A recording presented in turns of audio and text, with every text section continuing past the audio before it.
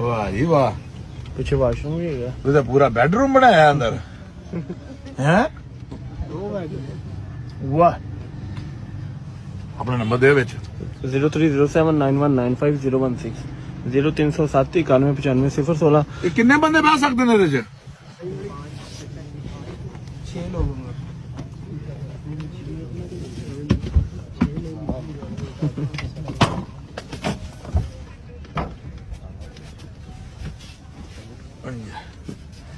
ਸਹੀ ਹੈ ਕੰਮ ਇੱਥੇ ਬਹਿ ਗਿਆ ਨਾ ਗੱਲਬਾਤ ਨਾਲੇ ਨਾ ਸ਼ੁਗਰ ਮੇਲਾ ਹੈ ਵੇਸਣ ਕੁਸਣ ਕਿਹੜੀ ਲੋੜ ਸੀ ਲਾਉਣ ਦੀ ਕਿਚਨ ਬਣਿਆ ਹੋਇਆ ਹੈ ਕਿਚਨ ਹੈਗਾ ਜੀ ਵਾਸ਼ਰੂਮ ਵੀ ਹਾਂਜੀ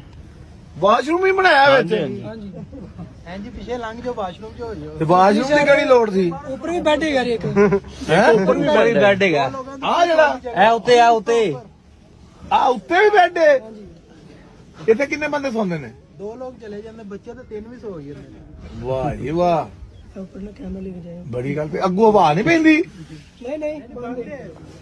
ਬਿਲਕੁਲ ਹਾਂਜੀ ਠੰਡ ਤੇ ਲੱਗੇਗੀ ਉੱਤੇ ਲੱਗਿਆ ਹੋਇਆ ਹੈ ਡਬਲ ਕੱਪੜਾ ਲੱਗਾ ਹੈ ਬਾਹਰ ਕੈਂਪ ਵੀ ਲੱਗ ਜਾਂਦੇ 6 ਲੋਕ ਇਹਦੇ ਚ ਵੀ ਸੋ ਸਕਦੇ ਨੇ ਨਾ ਵੀ ਕੰਮ ਚਲਾਇਆ ਸੀ ਇਹ ਲਾਕਰ ਲੱਗੇ ਨੇ ਨਾ ਉੱਤੇ ਕੋਲਡ ਲੱਗੇ ਨੇ ਡਿਮਾਂਡ ਬਹੁਤ ਜ਼ਿਆਦਾ ਕਰ ਰਹੇ ਕਿੰਨੀ 70 ਤਿਆਰ ਵੀ ਤਾਂ ਕਰਾਈ ਹੈ ਨਾ ਪੂਰਾ ਘਰ ਬਣਾਇਆ ਹੁਣ ਵਾਹ ਜੀ ਹੈ ਅੰਦਰੋਂ ਤਾਂ ਪੂਰਾ ਘਰ ਹੀ ਹੈ ਸਮਝ ਲਓ ਪੂਰਾ ਕਮਰਾ ਹੀ ਹੈ ਵਾਹ